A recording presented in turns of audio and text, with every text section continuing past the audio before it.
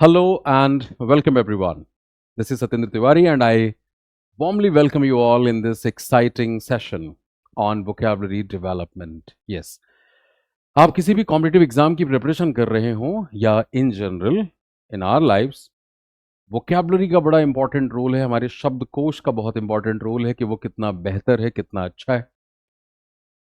नहीं तो होता क्या है कि हमें ये कहना पड़ता है कि भाई मेरी शब्दों पे मत जाओ, भावनाओं को समझो, क्योंकि शब्दों की कमी हो जाती है जिनके जरिए हम उन भावनाओं को ट्रांसपोर्ट कर सकें। साथ ही साथ अगर हम किसी भी कॉम्पिटिटिव एग्जामिनेशन की बात करें, वहां पे भी वोकेबलरी का बहुत ही इंपॉर्टेंट रोल है, because nobody is going to ask you the meaning of any of these words. किसी भी एग्जाम में कोई आपसे इन शब्दों का हिंदी अर्थ नहीं पूछता, उन शब्दों का इस्तेमाल पूछा जाता है, यानी यूसेस के ऊपर फोकस है, चाहे वो फिलर्स के क्वेश्चन हो, क्लोज टेस्ट हो, सिनोनिम्स हो, एंटोनिम्स हो, या अलग अलग तरह के वोकेबलरी बेस्ड क्वेश्चंस। सो आज के इस एक्साइटिंग सेशन के अंदर हम बहुत सारे वो शब्द सीखने वाले हैं जो आपके एग्जाम के लिए हाई फ्रिक्वेंसी हैं, बार बार ये एग्जाम में प्रकट होते हैं, और जब आने वाले एग्जाम्स में प्रकट हों तो आप बिना रटे हुए इन्हें याद रख पाएं। हाँ जी, बिना रटे हुए, बिकॉज वोकेबलरी के साथ रटना ऐसा है जैसे सिनोनिमस सी चीज़ हो, क्योंकि बचपन से एक्सपीरियंस ही ये रहा है कि रट लो। रटते हम उसी चीज़ को हैं जो समझ में नहीं आती, और रटी हुई चीज़ की जो लाइफ होती है बड़ी छोटी होती है, इसीलिए आपने रटा, उसको उगला और उसके बाद फिर वो भूल जाते हैं। लेकिन आज जिस तरीके से आप वोकेबलरी को सीखने वाले हैं, ये पूरी ज़िंदगी आपको याद रहेगा, और साथ ही साथ बिना रटे हुए याद रहेगा। उससे रिलेटेड भी बहुत सारे वर्ड्स आपको मिलेंगे, आप आसानी से उसका मतलब डिकोड कर पाएंगे। चेहरा जो है बहुत ज़्यादा एक्साइटेड नहीं है यहाँ पे। हाँ, तो एआई का इस्तेमाल करके टीम ने बहुत ज़्यादा एक्साइटिंग फेस बनाया है। उम्मीद करता हूँ इस सेशन भी आपके लिए एक्साइटिंग हो। सो आइए, without further ado, let's get started. शुरू करते हैं। आज का पहला रूट वर्ड। अब हो सकता है भाई किसी को रूट वर्ड का ही पता ना हो, वैसे मुश्किल है कि आज के समय में ना पता हो। देखो, वोकेबलरी को डेवलप करने के बहुत सारे मेथड्स हैं, और उन मेथड्स में एक बहुत ही कारगर मेथड है जिसको हम कहते हैं रूट वर्ड मेथड या पीआरएस मेथड। मैं एक बार फटाफट इसको थोड़ा इंट्रोड्यूस भी कर देता हूं। तो देखिए इस मेथड का फायदा क्या है, उसके बाद हम चलेंगे पी आर एस, जहां पे पी स्टैंड्स फॉर प्रीफिक्स, यानी जिसको आप पहले फिक्स करें। रूट का मतलब जो मूल शब्द है, और सफिक्स का मतलब जो आगे जुड़ रहा है, जिसको आप हिंदी में प्रत्यय कर कहते हुए आ रहे हो, हिंदी और संस्कृत में भी। तो इंग्लिश में भी काफ़ी सारे शब्द इस मेथड से बने हैं। और अगर हम खास तौर से जो कॉम्पिटिटिव एग्जाम के एस्पिरेंट हैं उनके पॉइंट ऑफ व्यू से बात करें, मैं एसएससी के एग्जाम के एस्पिरेंट्स की बात करूं, बहुत सारे बच्चे पूरे देश में लिखते हैं, तो आपके बहुत सारे क्वेश्चन टाइप में डायरेक्टली इससे बेनिफिट मिलता है। कौन कौन सा है भाई वो क्वेश्चन टाइप? एक तो स्पेलिंग एरर, और ये सिर्फ एसएससी नहीं हो, एसएससी हो, सीडीएस हो, बैंकिंग एग्जाम्स हो, कॉम आपके मैनेजमेंट एंट्रेंस टेस्ट हो, स्पेलिंग एरर बेस्ड क्वेश्चंस हर जगह पूछे जाते हैं। और रूट वर्ड की खासियत ये होती है क्योंकि आपको एक शब्द के बनने में जितने टुकड़े इस्तेमाल हुए हैं, जिन्हें हम सिलेबल कहते हैं, उनकी समझ होती है, तो आप बड़े से बड़ी स्पेलिंग्स को भी याद रख पाते हैं। साथ ही साथ ये आपकी प्रोनाउंसिएशन में भी हेल्प करता है, बिकॉज आपको ये पता होता है कि अगर इस शब्द में 3 टुकड़े हैं या 4 टुकड़े हैं, तो किस टुकड़े पे मेरा वोकल स्ट्रेस ज़्यादा होगा, कहाँ पे वो वोकल स्ट्रेस कम होगा, कहाँ मेरी प्रोनाउंसिएशन थोड़ी शॉर्ट होगी, कहाँ लॉन्ग होगी। ये समझ भी डेवलप होती है। और ख़ास तौर से when you come from vernacular medium, तो अंग्रेज़ी बोलने में बार बार एमटीआई हमें देखने को मिलती है, मदर टंग इन्फ्लुएंस, यानी हमारी प्रोनाउंसिएशन में जो खामियां हैं ना, उसको भी दुरुस्त करने में इस पर्टिकुलर मेथड का काफ़ी योगदान है। एनीवे, जो दूसरा क्वेश्चन टाइप है जिसमें आपको सीधी मदद मिलती है, वो सिनोनिम और एंटोनिम का गेम है, क्योंकि हमारे पास बहुत सारे ऐसे प्रीफिक्सेस हैं या सफिक्सेस हैं और रूट्स हैं जिनके एग्जैक्ट ऑपोजिट्स हमारे पास हैं। फॉर एग्जाम्पल, अब ये सेशन आप एएम में भी देख सकते हैं और पीएम में भी देख सकते हैं, यूट्यूब पे है। तो एएम इज व्हाट एंटे मेरिडियन, और PM is what post meridian. अब हमें यहाँ से इस बात की समझ मिल गई कि भाई ए एन टी ई अगर किसी वर्ड के पहले लगा हुआ है तो इसका मतलब हो जाता है बिफोर, और अगर कोई इसका एग्जैक्ट ऑपोजिट पूछे तो उस वर्ड के पहले क्या लगा होना चाहिए? पोस्ट, और पोस्ट का मतलब क्या हो जाता है? आफ्टर। तो हो सकता है आपको दिए गए शब्द का मतलब भी ना पता हो, सपोज एंटे बेलम लिखा हुआ है और आपको ऑपोजिट बताना है उसका, तो एंटे बिफोर है, पोस्ट बेलम उसका एग्जैक्ट ऑपोजिट हो गया। सो एंटे पोस्ट। ऐसे ही शादी से पहले एंटे न्यूपिटल, शादी के बाद पोस्ट न्यूपिटल। एंटेबेलम युद्ध से पहले, पोस्टबेलम युद्ध के बाद। एंटीपार्टम बच्चे के जन्म से पहले माँ की जो कंडीशन है उसको डिस्क्राइब करने के लिए एंटीपार्टम आता है। पोस्टपार्टम बच्चे के जन्म के बाद माँ जिस दौर से गुजर रही होती है उसे पोस्टपार्टम कहते हैं। अगर वही चीज बच्चे से संबंधित है यानी जन्म से पहले बच्चे के साथ कोई केस है तो उसे हम एंटीनेटल कहते हैं, और पोस्टनेटल बच्चे के जन्म के बाद हो जाता है। तो इस तरीके से आपको बहुत सारे वर्ड्स बिना रटे हुए आपको समझ में आता है उनका डायनामिक्स, और ऐसे हमारे पास बहुत सारे पेयर्स हैं। फॉर एग्जाम्पल, अगर किसी वर्ड के लास्ट में फाइल लगा हो और उसका ऑपोजिट पूछा जा रहा है तो एग्जैक्ट ऑपोजिट फोब हो जाएगा। अब किसी को सपोज अंग्रेजी से प्यार है, अब अंग्रेजी से प्यार है तो एंग्लोफाइल कहा जाएगा उस व्यक्ति को जिसमें अंग्रेजी और अंग्रेजी culture and everything will come into picture. Exact opposite anglophobe, जिसको अंग्रेजी से डर लगता हो। एंग्लोफिलिया का कोई ऑपोजिट पूछे तो एंग्लोफोबिया हो गया, एंग्लोफिलिक का पूछे तो एंग्लोफोबिक हो गया। तो ये ग्रामेटिकल प्रोफाइल भी बिल्कुल साथ साथ चलती है कि भाई फाइल है तो कॉमन नाउन है, वन वर्ड है उस व्यक्ति के लिए जो अंग्रेजी से प्यार करता है, और वहीं पे पूछा जाए कि what is one word for the person जिसको अंग्रेजी से डर लगता है, उसे आप एंग्लोफोब कहोगे। इस स्टेट को क्या कहोगे? एंग्लोफीलिया, उसका ऑपोजिट एंग्लोफोबिया। उसका बिहेवियर कैसा है, कंडक्ट कैसा है, एंग्लोफिलिक है, यानी उसके कंडक्ट से ये दिखता है कि अंग्रेजी के प्रति बड़ा प्यार है, अंग्रेजी से डर लगता है तो एंग्लोफोबिक बिहेवियर है। तो फिर आपका रटना खत्म हो गया और आपने देखा एक ही वर्ड से 6 वर्ड निकल गए। और ऐसे बहुत सारे शब्द हैं जो फाइल से एंड होते हैं। अब सपोज आपको लेट से जेनोफाइल का मतलब नहीं पता, XENOPHIL, ऑपोजिट बताना है, लेकिन आपको ये पता है कि अगर लास्ट में फाइल लगा है तो ऑपोजिट में फोब होता है। So that kind of empowerment you get with this particular methodology. तो यहाँ पे सिनोनिम एंटोनिम और बाकी जो मैंने अभी वो WS की बात की, यानी वन वर्ड सब्स्टिट्यूशन, जो अगेन हमारे स्टाफ सिलेक्शन कमीशन के अलग अलग एग्जाम्स में आते हैं। वन वर्ड सब्स्टिट्यूशन, एक शब्द में क्या कहेंगे, रूट वर्ड से काफ़ी हद तक आप OWS के क्वेश्चंस को कवर कर पाते हैं।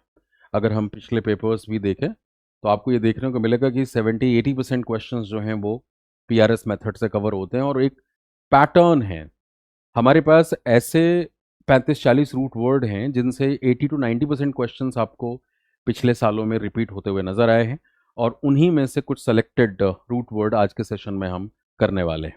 सो आइए विदाउट फर्दर अडू अब करते हैं शुरुआत अपने पहले रूट वर्ड RUPT।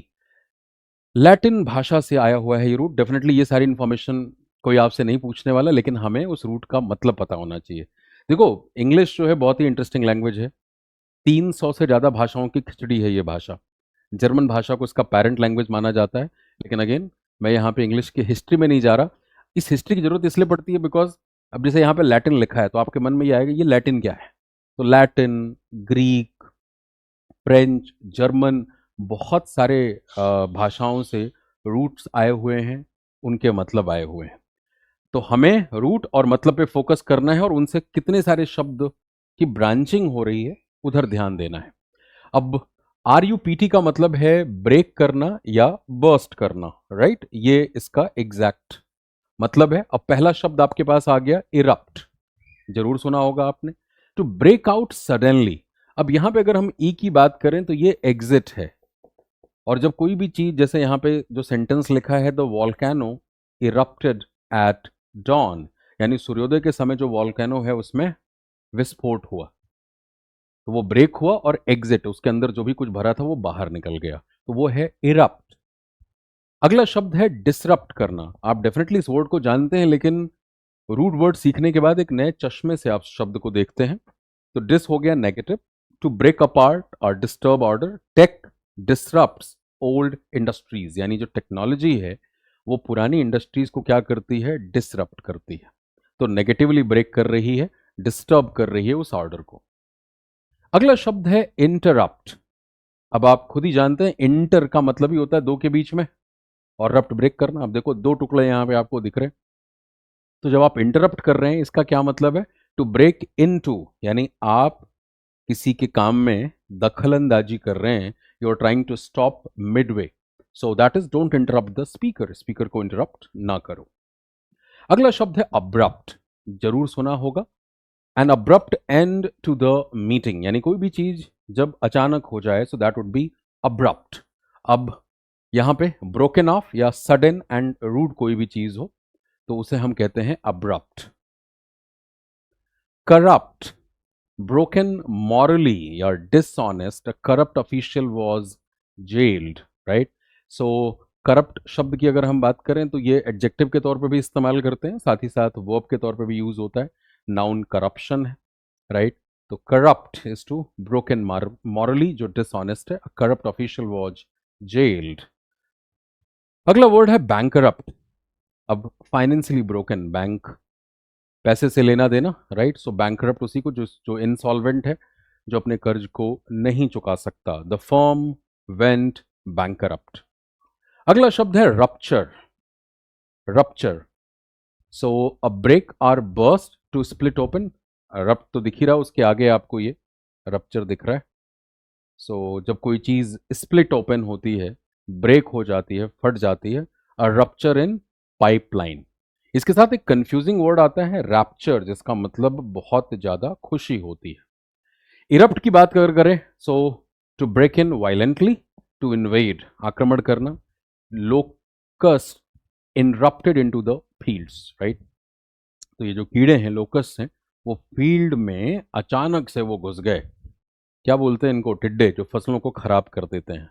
तो अब देखो, रप्ट से डिसरप्शन आपने सुना हुआ है, इरप्शन सुना हुआ है, या करप्ट सुना है, इंटरप्ट सुना है, लेकिन जरूरी नहीं कि आपका दिमाग ये कैच कर पाए कि अच्छा हाँ ये उस रूट वर्ड के साथ कनेक्टेड है।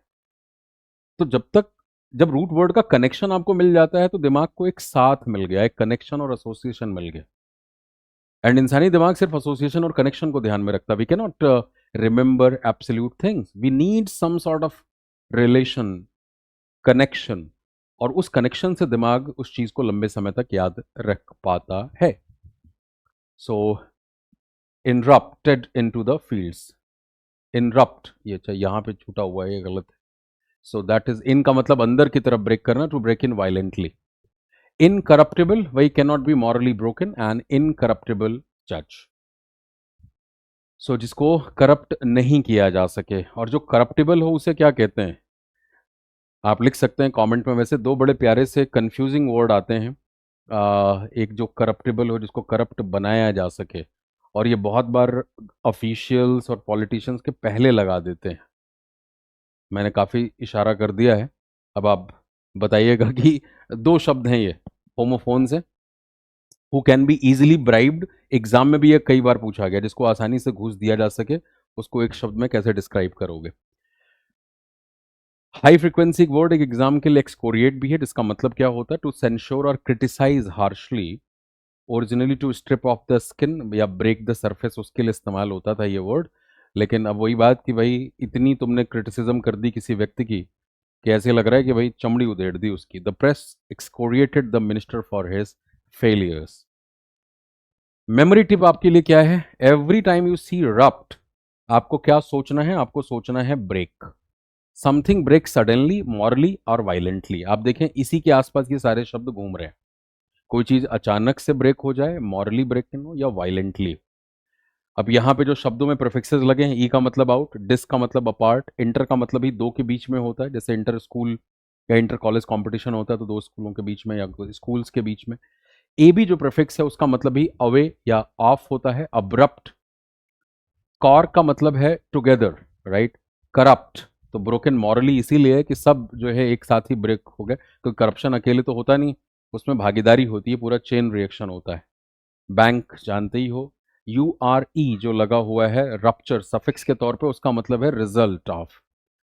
आई एन इनटू के लिए इस्तेमाल हो जाता है, और इनका मतलब नहीं भी होता है, इन नॉट भी है।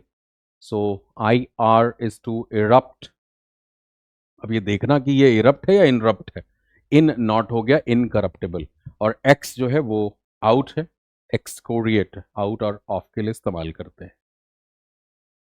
चलिए अगले रूट वर्ड पे चलते हैं। ये भी रूट वर्ड काफी इंपॉर्टेंट है, डिक्ट। इसका मतलब है कहना, बोलना, प्रोक्लेम करना। अब इतने सारे शब्द डिक्ट से निकले हैं। डिक्टेट पहला शब्द है, वर्ब है डेफिनेटली, टू से अलाउड और to command, is to dictate, like the boss dictated the terms. अगला शब्द है प्रीडिक्ट, प्रेडिक्ट करना। अब प्री पहले हो गया, डिक्ट बोलना, यानी टू से बिफोर या टू फोरकास्ट। इसके लिए और कौन कौन से शब्द ध्यान में आ रहे हैं आपको? प्रेडिक्शन, फोरटेलिंग सब जानते हैं, पहले बोलना, राइट। फोरकास्ट हो गया। एक और बड़ा प्यारा सा शब्द आता है प्रोग्नोस्टिकेट करना। GNOS रूट वर्ड है ज्ञान के लिए, प्रोग्नोस्टिकेट। एक्चुअली नॉलेज के लिए हमारे पास देखो GNOS भी है, COGN है, कॉग्निशन, कॉग्निटिव एबिलिटी, रिकॉग्निशन, और SCI भी है, साइंस, प्रीसियंट, कॉन्सियंस, भर भर के शब्द हैं। तो प्रिडिक्ट वही हो गया, scientist predicted the storm. Contradict करना क्या है? टू से अगेंस्ट, अपोज करना, कॉन्ट्रा। अगला वर्ड है वर्डिक्ट, जानते हैं VR जो रूट वर्ड है इसका मतलब ट्रू होता है, यहीं से वेरीफाई शब्द आया हुआ है, यहीं से वेरिफिकेशन है, वेरासिटी है, वेरी सिमिलिट्यूड है, बहुत सारे शब्द हैं। So verdict spoken decision in court, क्योंकि जो कोर्ट ने कहा, जो जज साहिबान ने कहा, वो सारी बातें बिल्कुल सत्य हैं। So the jury gave its verdict. अगला शब्द है एडिक्ट। एडिक्ट क्या है भाई? E exit an official proclamation, जो बिल्कुल ऑफिशियल रूप से कोई चीज जब पब्लिक को बताई जाए, the king issued an addict. अगला शब्द है इंडाइट। इसकी प्रोनाउंसिएशन थोड़ी अलग हो जाती है, इंडिक्ट नहीं बोलते। इंडाइट करने का मतलब होता है to formally charge with a crime. जब आप किसी के ऊपर आरोप लगाते हैं तो वो है indictment. The minister was indicted. अगला शब्द है मैलेडिक्शन, बार बार आया हुआ वर्ड है ये। अगर मैल की बात की जाए तो ये बैड है, डिक्ट बोलना है, यानी जब आप किसी को ईवल वर्ड्स बोलते हैं, उसको अभिशाप देते हैं, तो वो है मैलेडिक्शन। ही अटर्ड अ मैलेडिक्शन। और इसका एग्जैक्ट ऑपोजिट, जो मैंने अभी आपको थोड़ी देर पहले कहा था कि रूट वर्ड का ये फायदा होता है, कि मैल का एग्जैक्ट ऑपोजिट क्या होता है? बेन या बॉन या बेनी। और भर भर के शब्द हैं, मैलिग्नेंट, बेनिग्नेंट, मैलेडिक्शन, बेनिडिक्शन, मैलाफाइड, बोनाफाइड, मैलिफिसेंस। मैलफिसेंस और मिसफिसेंस बड़े प्यारे शब्द हैं। सो बहुत सारे शब्द हैं यहाँ पे जो एग्जैक्टली एक दूसरे के ऑपोजिट हैं। बेनोवलेंट, मैलोवलेंट बार बार एग्जाम में आया हुआ है। बेनिफिसेंट, मैलिफिसेंट। डिक्टम क्या है? A formal authoritative saying, a legal dictum was cited. अब यहां पे एक हाई फ्रीक्वेंसी वर्ड और आपके पास आया हुआ है, abdicate, to formally renounce power और रिस्पॉन्सिबिलिटी।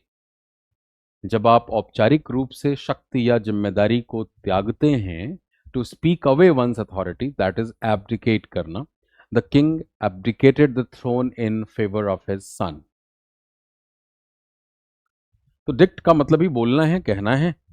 जो someone is commanding, cursing, that is dict. और देखो बोलने के लिए और हमारे पास कौन कौन से रूट वर्ड हैं? तो आपके पास LOQUA से बहुत सारे शब्द निकलते हैं, ऐसे ही LOGUE से बहुत सारे शब्द निकलते हैं बोलने के लिए, ऐसे ही LOC से भी निकलते हैं, राइट। और कौन सा वर्ड है बोलने के लिए? VOC भी है, VOK भी है। अब ये इनसे अगर शब्द देखे जाएं, बहुत सारे शब्द हैं, मैं कुछ लिख रहा हूं, बाकी आपको जितने ध्यान में आएंगे आप कमेंट में लिखेंगे। अब देखो बार बार एग्जाम में आने वाला एक शब्द है इलोक्वेंट स्पीकर, सुना होगा आपने, जो बहुत ही कन्विंसिंग स्पीकर होता है। अगला शब्द है लोकेसिस, बार बार एग्जाम में आया, जो बहुत ही टॉकेटिव हो। यहीं से आता है कलोक्यूअल एक्सप्रेशन। कलोक्यूअल का मतलब क्या होता है? जो आम बोल चाल की भाषा हो। यहीं से फिर आपके पास शब्द आता है ऑब्लॉक्वी। ऑब हो गया नेगेटिव, यानी किसी को बुरा भला कहना, अब्यूज करना, दैट इज कॉल्ड ऑब्लॉक्वी। करने वाले को ऑब्लॉक्विस्ट कहते हैं। यहीं से सॉलिलॉक्वी भी पेपर में बार बार आता है। सोलो का मतलब अकेला, लॉक्की का मतलब बोलना, यानी सॉलिलॉक्विस्ट उसको बोलते हैं जो सेल्फ टॉक कर रहा हो, जो खुद से बातें कर रहा हो, सॉलिलॉक्विस्ट कहा जाएगा उसे। ऐसे भी बहुत सारे शब्द लोका से हैं, मैं बस कोशिश ये कर रहा हूँ कि सभी से लिख दिए जाएं कुछ। अब देखो सॉलिलॉक्वी को कंफ्यूज कराया जाता है मोनोलॉग से। लॉक का मतलब भी बोलना है, मोनो का मतलब भी एक है, सोलो का मतलब एक है, लोका भी बोलना है। तो जैसे मैंने कहा कि सॉलिलॉक्वी सेल्फ टॉक के लिए इस्तेमाल होता है, बट मोनोलॉग जब एक व्यक्ति बोले और बाकी लोग सुने। अब यहीं से आपके पास डायलॉग भी आ जाता है। यहीं से प्रोलॉग भी आता है, जो इंट्रोडक्टरी स्पीच होती है। कई बार आप फिल्मों को देखने में या नाटक सुनने में आपने देखा होगा कि कोई एक सूत्रधार होता है जो बैकग्राउंड बताता है, जो पात्रों के बारे में जानकारी देता है। सो प्रोलॉग, और जो कंक्लूडिंग स्पीच है वो कही जाती है एपीलॉग, राइट। ये है एपीलॉग। और एलओसी बचा हुआ है, इससे कुछ और शब्द। यहाँ से एक शब्द आता है इलॉक्यूशन। स्कूल कॉलेज में पार्टिसिपेट किया होगा आपने। भाषण प्रतियोगिता जो होती है, जो फॉर्मल स्पीच होती है, उसे इलॉक्यूशन कहते हैं। यहीं से फिर शब्द आता है इंटरलॉक्यूशन। अभी आपने देखा इंटर का मतलब दो के बीच में। तो दो पक्षों के बीच में जिनमें कोई टसल हो, लड़ाई झगड़ा हो, उनके बीच में अगर आप बातचीत कर रहे हैं, करा रहे हैं, मीडिएट कर रहे हैं, तो इंटरलॉक्यूशन कर रहे हैं आप। और आपको क्या कहा जाएगा? जो वो मीडिएशन कर रहा है, that person would be called interlocutor. Interlocutor. और फिर आपके पास शब्द आता है इसी लॉक से, सरकम लॉक्यूशन। जरूर सुना होगा सरकम लॉक्यूशन। तो सरकम लॉक्यूशन क्या होता है भाई? गोल मोल बातें करना, क्योंकि सर्क अपने आप में प्रीफिक्स है जिसका मतलब ही है राउंड। यहीं से सर्कल, सरकमफेरेंस, सरकम नेविगेट सारे शब्द आए हुए हैं। तो सरकम लॉक्यूशन जो शब्द है, इसका मतलब है बीटिंग अबाउट द बुश, इसको हम कहते हैं। यानी गोल मोल बातें करना, राउंड राउंड बातें करना, पॉइंट पे न आना। तो देखो, एक मतलब के लिए बहुत सारे रूट वर्ड होते हैं। अब यहाँ पे जो प्रीफिक्सेस हैं वो देख लो। प्री का मतलब before, contra against, we are बताया आपको ट्रू, ई आउट एग्जिट के लिए, इन फॉर्मली या इनटू के लिए। बस एक प्रीफिक्स या एक सफिक्स या एक रूट के एक से ज़्यादा मतलब हो सकते हैं। यूएम लास्ट में लगा हुआ है, नाउन के तौर पे इस्तेमाल हो जाता है। वहीं पे अगर बात करें मैल, तो बैड और इविल, पेनी गुड या वेल। बहुत सारे शब्द अभी देखे हमने। जैसे जो आपको फ़ायदा पहुंचाने वाला है उसे बेनिफैक्टर कहा जाएगा, और जो नुकसान पहुंचाने वाला है वो मैलिफैक्टर है। बार बार एग्जाम में आया हुआ है।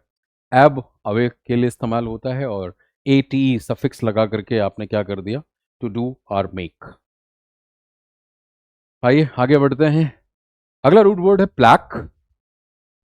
ये रूट वर्ड भी बहुत इंपॉर्टेंट है। लैटिन रूट वर्ड है जिसका मतलब है किसी को खुश करना, शांत करना या प्रसन्न करना। प्लासिड काम एंड पीसफुल के लिए इस्तेमाल होता है। अब इसके साथ अगर हम शब्दों की जोड़ियों की बात करें, तो प्लासिड पर्सनैलिटी आपने बहुत बार सुना होगा। कोई क्रिकेट कमेंटेटर प्लासिड पिच भी बोल सकता है कि बहुत ही प्लासिड पिच है खेलने के लिए, यानी शांत पिच है, गेंद ज्यादा टप्पा नहीं खा रही। ग्रामेटिकल प्रोफाइल शब्द का एडजेक्टिव है। अगर इससे बनने वाले नाउन की बात करें तो वो प्लसिडिटी है। तो देखो, बिना ग्रामर के वोकेबलरी नहीं होती। इस बात को समझना बहुत जरूरी है। मतलब अगर आपकी ग्रामेटिकल प्रोफाइल पर कमांड नहीं है तो आपको ये लग सकता है कि हाँ, इंग्लिश में हर शब्द अलग अलग है। ऐसा नहीं है। अभी आपने रूट में देखा कि अगर मुझे एक वर्ड पता है तो मैं 6 वर्ड ध्यान में रख सकता हूँ। ऐसा नहीं कि उसका अलग से मतलब मुझे याद करने की ज़रूरत है, क्योंकि मुझे समझ आ गया कि भाई अगर हाइड्रोफोबिया है और इसका मतलब पता है कि हाइड्रो वाटर है, फोबिया डर है, पानी से डर, तो हाइड्रोफीलिया इसका ऑपोजिट हो गया। अब हाइड्रोफीलिया का मतलब अपने आप पता लग गया, पानी के प्रति प्यार, पानी के प्रति आपका आकर्षण, झुकाव। हाइड्रोफिलिक सब्सटेंस का बना हुआ है, यानी पानी को आकर्षित करेगा। अब इसके लिए मतलब रटना नहीं पड़ेगा कि हाइड्रोफिलिक का मतलब वो चीज जो पानी को आकर्षित करे, या हाइड्रोफोबिक मटेरियल जो पानी को दूर भगाए। तो हाइड्रोफीलिया, हाइड्रोफोबिया, 6 वर्ड हमारे पास आ गए। लेकिन अगर आपकी ग्रामर वीक है तो आपको ये फीलिंग आ सकती है कि हाँ, ये 6 वर्ड अलग अलग है। तो देखो, कोई भी भाषा अपने शब्द और शब्दों के अरेंजमेंट से ही समझी जाती है। शब्दों का समूह शब्दकोश कहा जाता है, वोकेबलरी कही जाती है, और ग्रामर जो है वो उन शब्दों की प्लेसमेंट सिखाता है। तो पार्ट्स ऑफ स्पीच की क्लैरिटी बहुत जरूरी है। प्लैकेट, अब ये शब्द जो है ये वर्ब है। प्लैकेट करना is to calm someone's anger. He placated the crowd. अगला कॉम्प्लेसेंट, बार बार पेपर में आता है, जो बड़ा ही सेल्फ अपीज्ड हो, सेल्फ प्लीज्ड हो, अनक्रिटिकली सेटिस्फाइड हो। डोंट ग्रो कॉम्प्लेसेंट इसलिए लिखा हुआ है। अब ये शब्द एडजेक्टिव है। अगर इससे बनने वाले नाउन की बात करें तो वो कॉम्प्लेसेंसी है। कॉम्प्लेसेंसी है। तो कॉम्प्लेसेंट लोग एक्चुअली लेड बैक होते हैं, खुद में ही आत्ममुग्ध हैं, अपीज्ड हैं। उनको लगता है कि ना कुछ जानने की जरूरत है, ना कुछ सीखने की जरूरत है। मैं जो जानता हूँ पर्याप्त है, तो मुझे सिखाओगे? तो these people are called complacent people, right. और ये भाव कॉम्प्लेसेंसी है। इनप्लैकेबल की अगर बात करें तो बहुत ही आसान, आई एम नेगेटिव प्रीफिक्स हो गया यहाँ पे। अब आप देखो यहाँ पे वो पीआरएस समझ में आएगा, आई एम पी प्लैक रूट और एबल सफिक्स, तो अपने आप मतलब पता लग रहा है। कैन नॉट बी अपीज, जिसको आप खुश नहीं कर सकते, जो बेचैन है, परेशान है, आप उसकी शांति दूर नहीं कर सकते, वो इम्प्लैकेबल है। एन इम्प्लैकेबल इन एनिमी, वो एनिमी को आप खुश नहीं कर पा रहे हो। ऐसी प्लेसिबो इफेक्ट आपने जरूर पढ़ा होगा, ये मेडिसिन की फील्ड में इस्तेमाल होता है, साइकोलॉजी की फील्ड में इस्तेमाल होता है। Treatment that pleases are satisfies. तो किसी भी मेडिसिन में प्लेसिबो इफेक्ट की बात तब होती है जब वहां पे कोई ऐसा नहीं कि उस मेडिसिन की कोई मेडिसिनल प्रॉपर्टी है जो आपको ठीक कर रही है, बल्कि उस मेडिसिन में जो आपका विश्वास है कि हाँ ये मेडिसिन मुझे काम करेगी, और वो काम कर भी जाए, because it all depends the biochemistry, वो बायोकेमिस्ट्री के ऊपर डिपेंड करता है। तो अगर किसी चीज़ में आपका भरोसा है, विश्वास है कि हाँ ये चीज़ से अब मैं संतुष्ट हूँ भाई, इस डॉक्टर के पास आ गया हूँ या इन्होंने दवा दे दी, अब मैं बिल्कुल ठीक हो जाऊंगा, that is more of a placebo effect. A sugar pill placebo जैसे होती है, मीठी गोली दे दी, कहती है हाँ हाँ ये दवा है, खा लो ठीक हो जाओगे। कॉम्प्लेसेंसी, स्मग सेल्फ सेटिस्फैक्शन, इसी का नाउन फॉर्म। अवॉइड कॉम्प्लेसेंसी इन एग्जाम्स, क्या रहे मैं तो कर ही लूंगा। प्लेकेबिलिटी क्या है, क्वालिटी ऑफ बीइंग अपीजेबल, कि भाई लोग खुश कर सकते हैं। इम्प्लैकेबिलिटी इसका एग्जैक्ट ऑपोजिट हो गया। प्लासिडली की बात करें, सो इन अ काम और सीरीन मैनर, अगर आप कोई काम कर रहे हैं, प्लासिड में एलवाई लगा हुआ है, तो डेफिनेटली ये क्या है, एडवर्ब है। अब जैसे कि हाँ यहाँ पे एक और शब्द जो आपको पता होना चाहिए, एक प्लैकेटरी शब्द आता है। प्लैकेटरी के साथ मेजर्स वर्ड की जोड़ी बनती है, प्लैकेटरी मेजर्स। और यहाँ पे सीखने वाली बात क्या है, अगर मैं प्लैकेटरी की बात करूं तो डेफिनेटली मेजर्स को डिस्क्राइब कर रहा है, दिस इज एडजेक्टिव। प्लेसिड की बात की जाए, ये भी एडजेक्टिव है। और अगर मैं बात करूं प्लैकेबल की, तो ये भी एडजेक्टिव है। सब एक ही रूट वर्ड से बन रहे हैं, बट सभी शब्दों का जो इस्तेमाल है, जो कॉन्टेक्स्ट है, वो अलग है। अगर एक प्लैकेबल चाइल्ड है, इसका मतलब क्या कि बच्चे को अगर थोड़ा प्यार दोगे, उसको मनाने की कोशिश करोगे, वो मान जाएगा, वो प्लैकेबल है। जिसको अपीज किया जा सके, शांत किया जा सके, खुश किया जा सके, वो प्लैकेबल हो गया। प्लेसिड पर्सनैलिटी यानी somebody who is very calm and composed, जो बहुत ही शांत चित्त इंसान है, उसे कहा जाएगा प्लेसिड पर्सनैलिटी। या जैसे मैंने कहा, प्लेसिड पिच भी हो सकती है क्रिकेट की, यानी जहां पे गेंद ज्यादा टप्पा नहीं खाएगी। और देखो इंग्लिश में ये जो रंग है, जहां एक शब्द कई तरह के मीनिंग्स के लिए इस्तेमाल होता है, इसी को हम होमोनीम कहते हैं।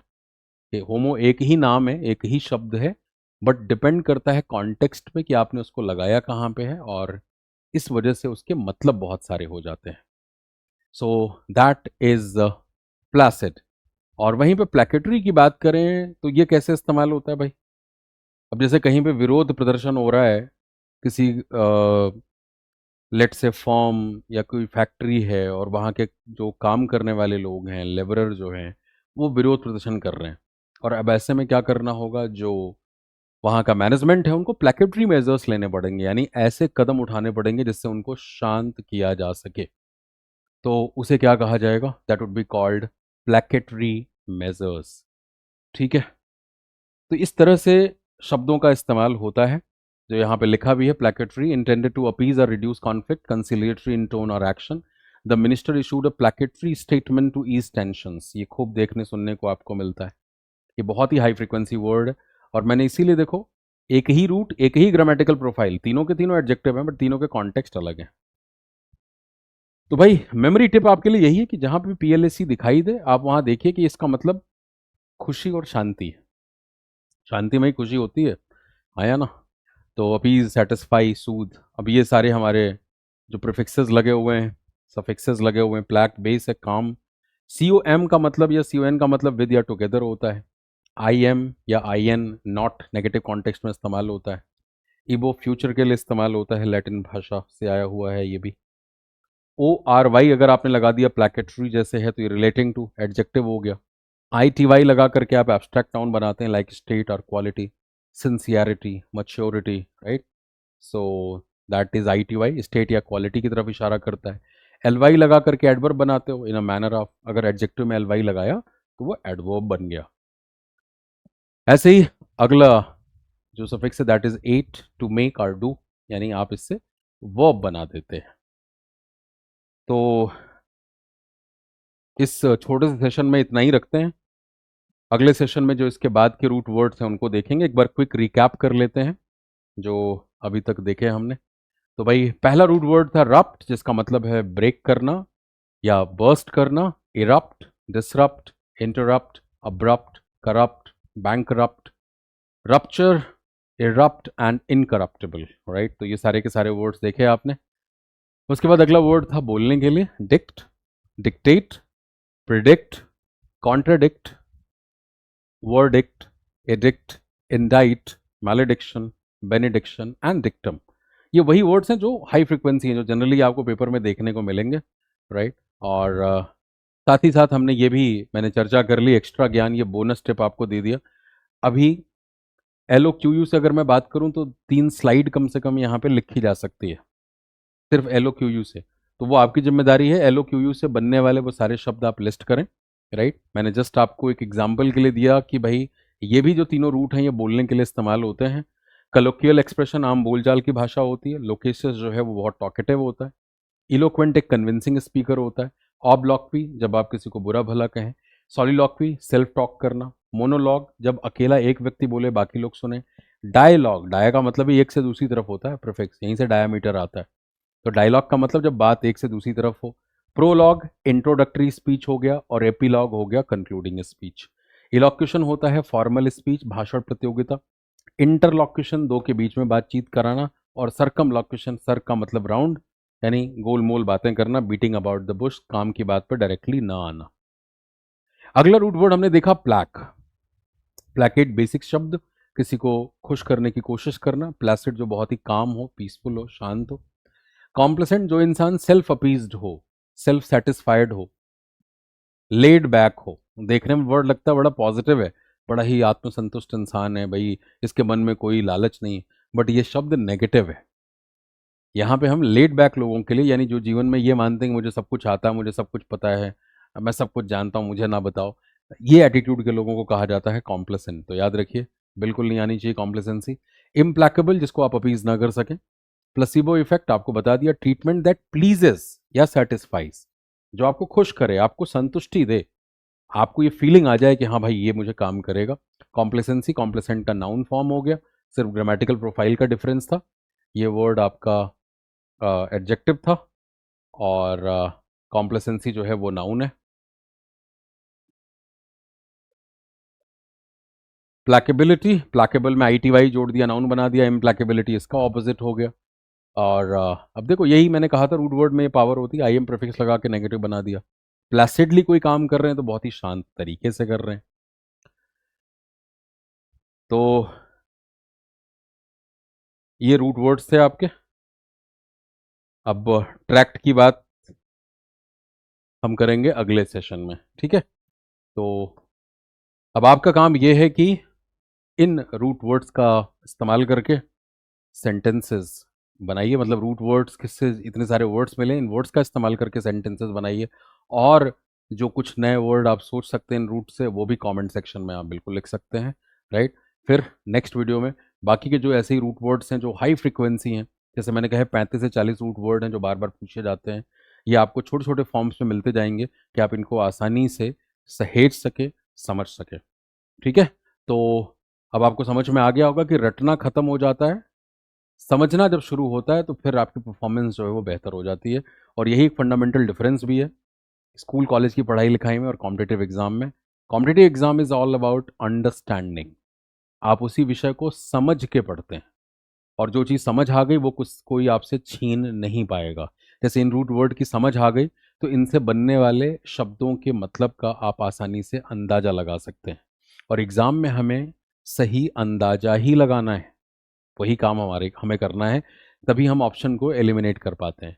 वहाँ पे कोई ये आपको डिस्क्रिप्टिव पेपर नहीं लिखना है ये सारे एग्जाम्स में जो पेपर आते हैं वो आपके ऑब्जेक्टिव पेपर्स हैं।